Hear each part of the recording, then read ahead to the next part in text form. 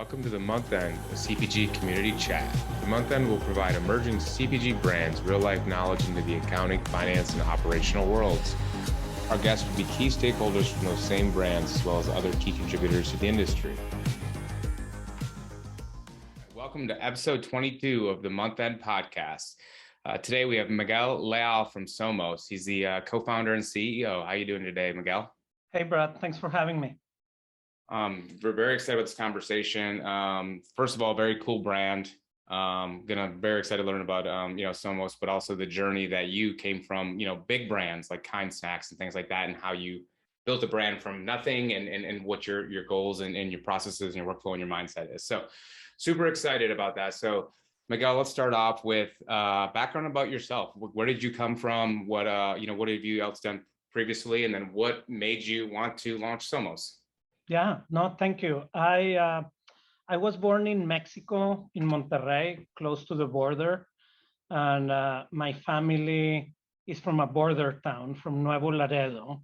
So a lot, I think, of where I ended up started as a kid, going to visit my relatives there, and then crossing to the other side of the border and going to the H-E-B and Walmart that are in the Laredo border, and just being mesmerized by the amount of products and food that didn't exist in Mexico.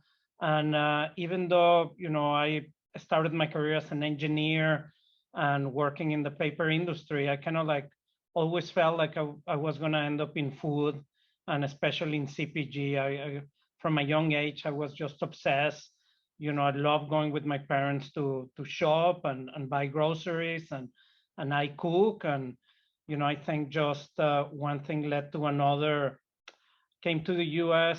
for my college degree, and then for my graduate degree, met my wife, who's from the Midwest here in the U.S., and then we just stayed. And I think after that it was easy. Like you said, I started in big food, PepsiCo and Danone, and then I did 3 high growth brands. You mentioned a couple of them, but in order: Kettle, then Kind, then Cholula.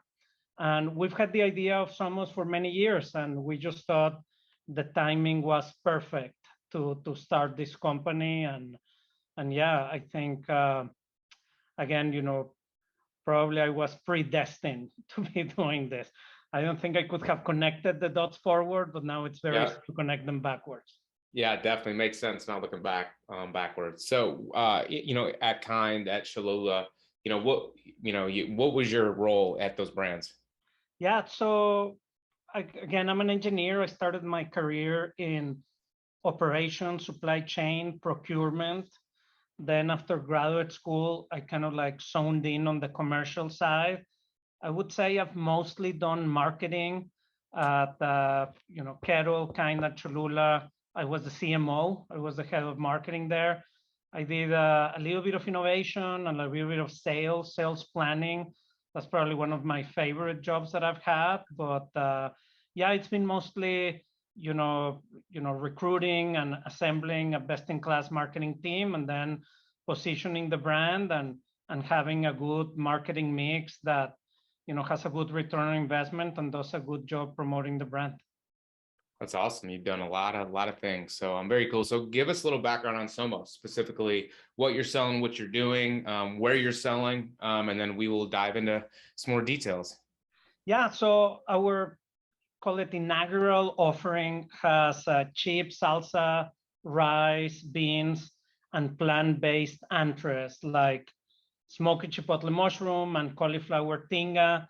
We also have a couple of variations of a Mexican recipe called picadillo. It is the recipe that a spicy, taco ground beef is based on, but we do it plant-based. We do it with pea protein.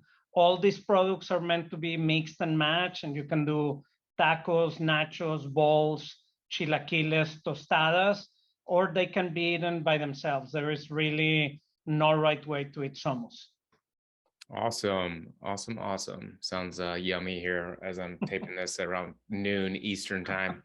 All right. So sales channels.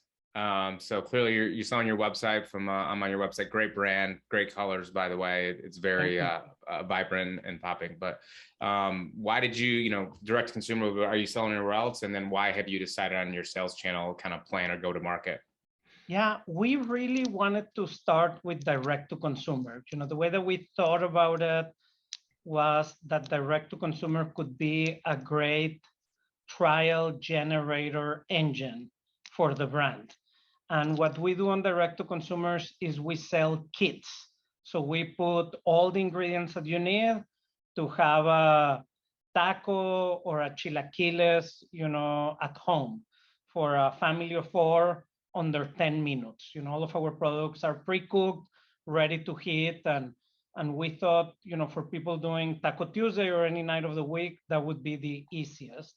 So we launched our beta program in September of last year, just with chips and salsa, mostly friends and family, trying to run water through the pipes, make sure that all the systems were connecting with each other. And then we open it up with 16 different boxes in January. We always thought that we would establish the brand in direct to consumer first and make sure that everything, we were getting the right feedback and we were getting the right uses and choices. What really surprised us was how much traction we got at retail. We are going to be in 4,000 stores Oh, starting next month. We congrats. shipped our first two customers at the end of February that were Sprouts and Kroger. And now, again, we're going to be close to 4,000 stores, including all Albertsons divisions and HEB next month. Well, that's awesome. Congrats. So from two questions, I'll start with the D2C. Like from a D2C standpoint, as you kind of said, Taco Tuesdays and people kind of, mixing in Mexican cuisine into their diets. Like, was there, and this is just kind of a general question from my end, like, was there any data on subscription subscribing, where they get it every 2 weeks, every week, every month versus, one-time buys? Yeah, so there were a couple of things that surprised us, and we're actually pivoting our business model as a result of that. Yeah. We definitely designed the business to be subscription. We look at this trend, and we had been looking at it since I was working at Cholula. People during the pandemic, very interesting, Brad. The amount of consumers, 3 out of 4 households during the pandemic either cook with a Mexican ingredient or bought Mexican food into their homes. Mm-hmm. It surpassed Italian food as the #1 ethnic food in the country last year. And it was this phenomenon of Taco Tuesday, of people, figuring out something that they could do that was easy, that everybody liked. It's just, we didn't feel like there was a good entry point. Everything, in our opinion, was a little bit clunky. You had to buy, the ground beef in one place, the taco seasoning in another. Then you have to buy the hard shell, like tacos. And none of it was really Mexican. Like Tex-Mex and Cal-Mex did a really good job.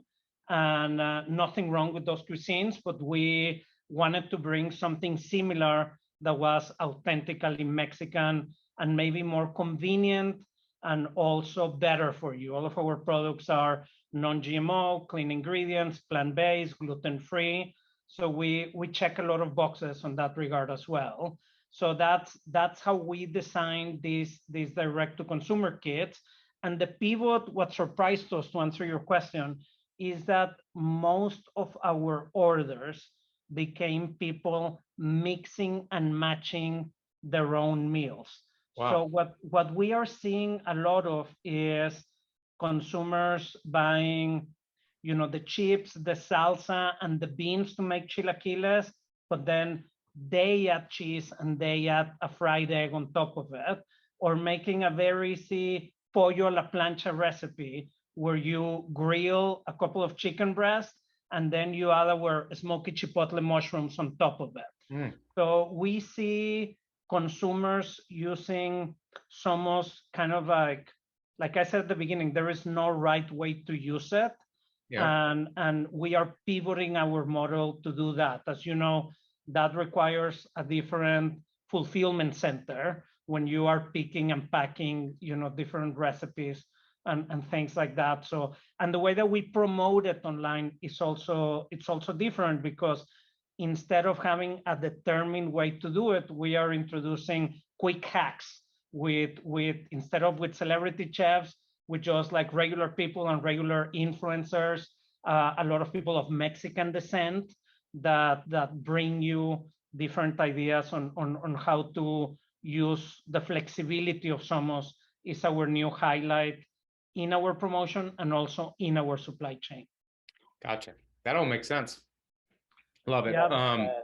The second question I had around sales. So then how did you position yourself for retail? So you're, clearly getting it in the next 60 days, having a lot of, 4,000 stores, I think you said. Like, how did you position yourself? How did you attack, that space and that sales channel?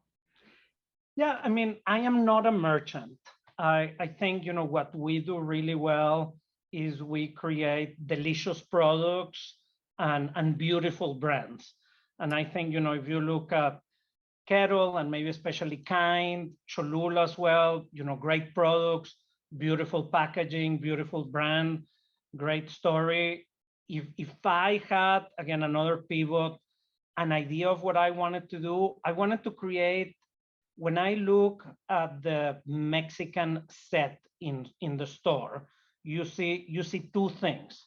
You see sometimes a set that has, great authentic Mexican food, but for first generation Hispanics. Mm-hmm. And it doesn't really sell to the mainstream market, doesn't have the convenience or the better for you credentials for that set. And sometimes talking to consumers, they don't feel comfortable shopping that set. Yep. And then you have the opposite when it's integrated and most of the section is really Tex-Mex or Cal-Mex, and there is very little authentic Mexican representation on that set. So what we wanted to do was to create a Somos billboard when you can come in and mix and match, 2 or 3 pouches, a couple of pouches and a salsa, and have a very quick solution that you can come home for a really good price and have a meal for 4 people under 10 minutes and a delicious meal as well.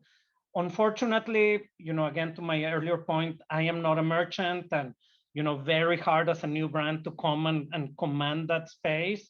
We've been very fortunate with a couple of accounts that they've given us that opportunity. With others, we've gone to the Mexican set. I'll tell you, probably the biggest insight came from one of our retail partners. But when you go to the Tex-Mex section, count the number of taco shells that they have on the section. I counted, I'm here just outside of New York. I counted over 48 different SKUs of taco shells, but nothing to put inside the taco shell. And that was something, it's like having the peanut butter aisle with no jelly or with no bread, or having the salsa aisle with no chips, and for a lot of our customers, that's where Somos is coming in, because now, you can mix and match and grow the category. That's fascinating. You just say that from just, how I consume or, buy product. You go in, and to your point, you have to be very creative, because you're like, this aisle, this piece of food in that aisle. And if you can just visually see the 6 things that are all complements, or 10, different SKUs, you can just mix and match right there. It makes a lot of sense. So interesting on that. All right. I want to move on to the supply chain. Kind of, you already mentioned, the mix and match and pick and pack different products. Kind of give me a high level of the supply chain, because clearly you're dealing, with authentic Mexican cuisine. So, you're dealing with a foreign country, Mexico, versus, being in the US. So like just kind of high level your supply chain, kind of what you're doing, how you're operating from, manufacturing to 3PL, and kind of then, and from there, then we can get into some, successes and some challenges and everything. Yeah, so I admired a lot the Cholula brand even before I worked there. And when I worked there, I just realized, a couple of things that, to have an authentic Mexican brand, you need to be working with, farmers and manufacturers in Mexico, that just, not only gave Cholula a lot of authenticity, but I would tell you the difference between using, Mexican peppers versus peppers, from other parts of the globe, make a big difference in the taste and in the consumer preference. And when I envisioned Somos, I envisioned it very similar, that we were gonna be able to work with family farms, for example, where we grow a lot of our vegetables. That family is in the fourth generation of growing vegetables in the Guanajuato region of Mexico, that we were gonna follow also traditional Mexican cooking processes. So for example, our salsas follow a tatemado cooking process in which you fire roast the vegetables with the peppers together. And you do get those specks on the, from the burn, and that kind of like sweet and acidic taste that comes from the tomatillos, but you also get thickness in the salsa that is very different from the other products in the market. It's almost pure pulp. And that makes a big difference when you put it on your taco, because the tortilla doesn't get soggy, from the separation of the product. Same thing with our chips. Our chips use nixtamalized corn, which is an old Aztec, process of treating the corn, in water overnight. So you get the flavor and all the nutrients of the corn. And then we stone ground it, which makes it a lot thicker than the rest of the products out there. And the same goes for the rice and the beans and all of our products. So long story short, we had to do these products in Mexico. We had to grow them in Mexico.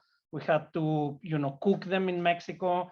And our biggest challenge, was not manufacturing or sourcing, because Mexicans are very good at cooking. There is a whole industry established around food. There is a culture of food. We have great manufacturing partners and suppliers in Mexico.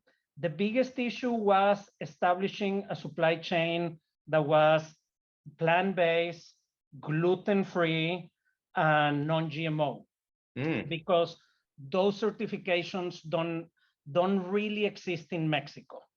And we really, from our background, from the brands that I mentioned and our vision for Somos, we wanted to achieve that. So that became our biggest challenge on how to get that done. Rice is non-GMO, is gluten-free from the source, but sometimes it can get contaminated in transit. Yep. And establishing all of those pieces through the supply chain, I think was our biggest challenge last year as we were, building our portfolio. And it's probably becoming the biggest blessing this year, because we have dedicated supply chains for Somos now. Awesome. And then are you, managing the, storing, warehousing, fulfillment in the US, or is it in Mexico? It is in the US. So that is something that we learned, but we have a lot of experience from Cholula manufacturing in another country and moving here. Our head of supply chain, came from Cholula, so she, is a master and the sourcing, the manufacturing, the distribution. And Mexico, I think it's going to have a huge benefit, coming out of the last couple of years in manufacturing food, because a lot of times we can get to, let's say, an HEB distribution center in Texas faster than you can get from California.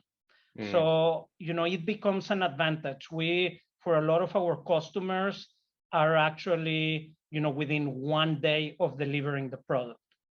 gotcha. And I was just going to ask, like, how did you, build this supply chain out? And you mentioned you have a full-time head of supply chain that comes from the industry and working in the country. So I'm assuming that really helped out in that process.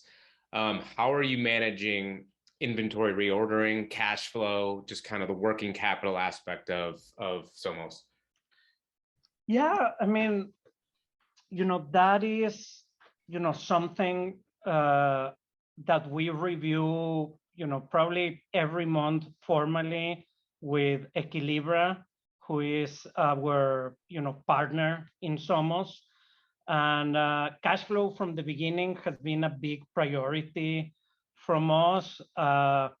Something that we've, learned is that terms, in Mexico sometimes are more generous than terms in the US. So that has helped us with working capital, but also inventory has been a big piece. A lot of the categories that we have, just studying a lot seasonality, studying a lot the difference in velocities between accounts. It's not the same to get a door, as you know, in a mass merchant that it is in grocery, than it is in the Midwest versus California. So I think all of these things, based on the experience of our team, has been easy to forecast. There's been a couple of surprises, but because of the shelf life of our product, we can err a little bit more on the inventory side and be able to have really good fill rates in the high 90s with our customers. So I think the categories are great because they don't have a ton of seasonality. They do have a lot of variability by accounts and by regions, but because of the shelf life, it would be very different. Like I remember when I work in the yogurt category, you have a product that you have 45 days to consume it from manufacturing. So I think we are just very blessed with these categories. Yes, definitely much easier to operate in that world versus the short timeline. A few more kind of general questions. Number one, how did you build out your team? Like, how did you visualize your team as coming from a bigger brands, right, to a startup, right, an emerging CPG brand, and how did you identify the specific team members you needed in the specific roles, kind of throughout that process? Well, I've always had a blueprint in mind, and I think Cholula was a great blueprint because of all the similarities that I mentioned. We operate in very different categories, so it cannot be the same. We also wanted to, Cholula had a fantastic, food service capability, and we have more of a D2C capability outside of retail. But it was always my blueprint. I thought it was a very efficient organization, the way that was built.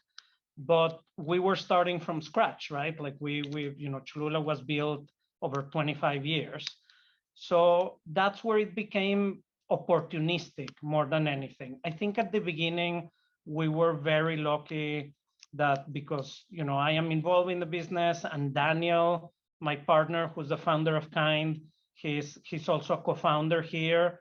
We were lucky that we had people that were Cholula alumni and Kind alumni that wanted to join, that we knew were experienced, worked great together, had the values that we wanted to do. So, we started with supply chain, finance, and retail sales because that was the talent that we could get. And, it has always been our point of view that if you can pick up a 10, you should pick up a 10. Every hire makes a huge difference in the business. And then, we had an opportunity to complement the rest of the team with a head of e-commerce and a head of marketing. And then after that, all those, team members, were either Kind alumni or Cholula alumni. So we needed some diversity. And we knew that after that, we wanted to hire people with different backgrounds so they can also bring different points of view. And, at the beginning for the first team, especially in COVID, it was great that all of us had worked together. But now I'm just loving, getting people with different backgrounds, even non-food, that can help us, challenge. At the beginning, your blueprint is wrong the day that you put it together. So Yep. to have, people with different backgrounds come in and ask, why are we doing this way? Why don't we do this a better way? Just, has been one of my favorite things of doing the startup. Yeah, it's definitely talent is definitely a finite resource. So like it's just the power of relationships and being able to, have access to that talent really helps any organization. So what does your day-to-day look like? Yeah, so I do come to the office every day. I like to block time in the morning I like to block time on Sunday night to prep for the week. And I like to block time in the morning to go through the day. So it's typically hit the gym at 6 a.m., get to the office at 8. At 8 goes through the whole day, make sure that I'm prepared for anything that comes up. We do have a cadence in the office depending on the week of the month. We got an all hands meeting on Tuesday. We got our PMO on Thursdays. I try to split the one-on-ones with the team to hit, different person every day of the week so I can be, fully prepared for them. And then, we don't have a big team. So I try to at least have a one-on-one with everybody on the team every other week or every month. And a lot of my question is, what can I do today to help you? We just had our team offsite a couple of weeks ago. And my number one thing for the team was, what would you do differently if you were CEO of the company? And you'd be amazed, how many, I think of the 12 different pieces of advice that I got, we're executing on 11 of them. So, a lot of time, I think, you are the farthest away from the information, maybe not necessarily in a startup, but not necessarily right now. But I do try to push a lot of decisions into the team when possible. That's awesome. That's very cool once you get some feedback, from your team. And, here at Accountfully, we chat a lot about upward feedback because in upward communication, it's not always like down communication. Upstream really is needed across any organization. And then you can kind of analyze and identify how to better support the team. I think it makes a lot of sense. So the last question I have before we get to the do's and don'ts, what are the kind of 2 or 3 KPIs that maybe you're reviewing now across the organization from a finance, operational, accounting standpoint, or that you're planning on doing once you get into retail?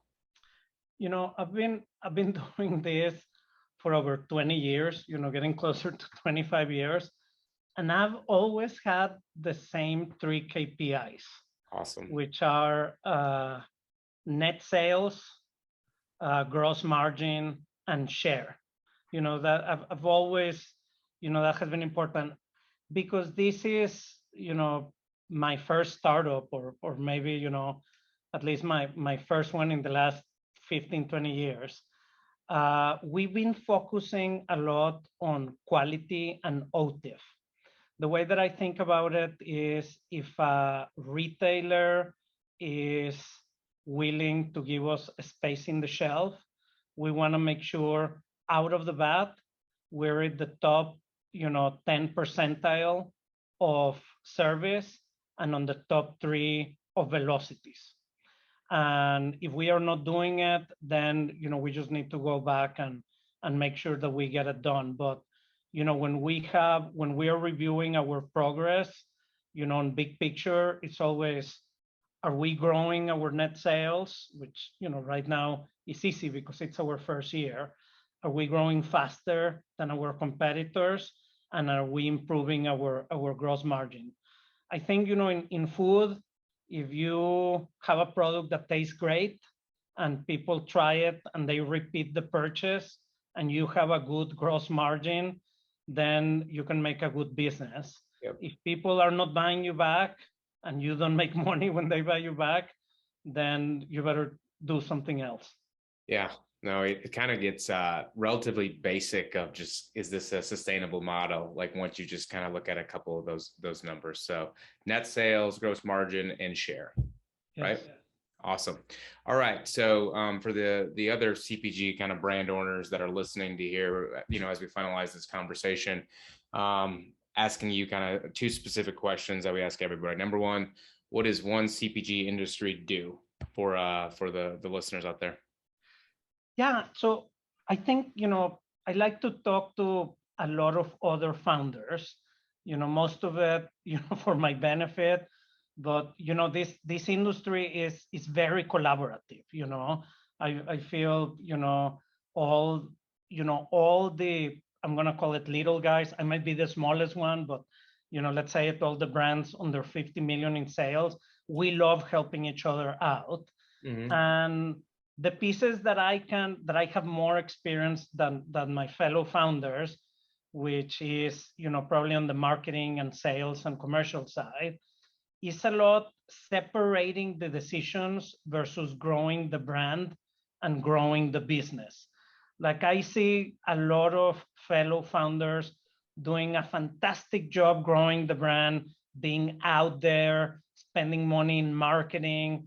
But then, when you look at the business still needs a lot of love in distribution, or needs a lot of love on margin, like you and I were just discussing, and you kind of need to do both of them at the same time. On the other side, I see businesses that are fantastic, that have great repeat rates, great margins, great teams, but are not promoting the brand enough. So I think, when you give yourself as a founder or as a CEO, your rating, separating it on those two sides, I think especially in food is super important. And the brands that do it great, the kinds of the world, are really separate themselves from the others. It's great advice. What about it? Yeah. What about the industry don't? On the don't, this is probably like half of the feedback that I give to other founders or other companies that I've invested in, is to use the right marketing mix for the distribution that you have. So what do I mean for that? I see this mistake done over and over again. We have a tendency to spend a lot of time looking at our competitors. What are our competitors doing? And if they are doing this, then if they are doing TV, I should be on TV. If they are on Facebook, I should be on Facebook. If they are doing influencer, I should be doing influencer. And to make this, very simple, if you're only in 10% of a store, so roughly the universe between mass, grocery, and natural is 25 to 30,000 stores. If you only have 2,000 stores and you're in 10% of distribution, awareness tactics are not going to work out, especially when they are national. Why? Because 9 out of 10 people that listen to it is going to be wasted on you. What works great when you have a small distribution? The store, building displays, doing sampling. If you have a product of immediate consumption that can be sampled, doing geo-targeting, around your stores. Like that is what is going to give you the highest ROI. And I don't know, if I did a quick math, I think, 25% of companies, 1 out of every 4 do it right. And understand that piece, how you should be moving your marketing mix depending on the distribution that you have. That's awesome information. Makes a ton of sense. Well, this was a great chat, Miguel. I really appreciate it. Love learning more about, your background and kind of how you're running Somos, and very appreciative of your time. Can you give us a little info on where we can go find your products, where we can buy them again, just so the listeners can check it out? Yeah, absolutely. So we're currently in Sprouts, Harmons, Kroger, Meijer, and HEB and Albertsons next month. And we are also available on Amazon or you can buy our kits at eatsomos.com. And you can also follow us on social media at eatsomos for more information. And our store locator is coming up soon as well. Awesome. Again, thanks so much for the conversation, Miguel. So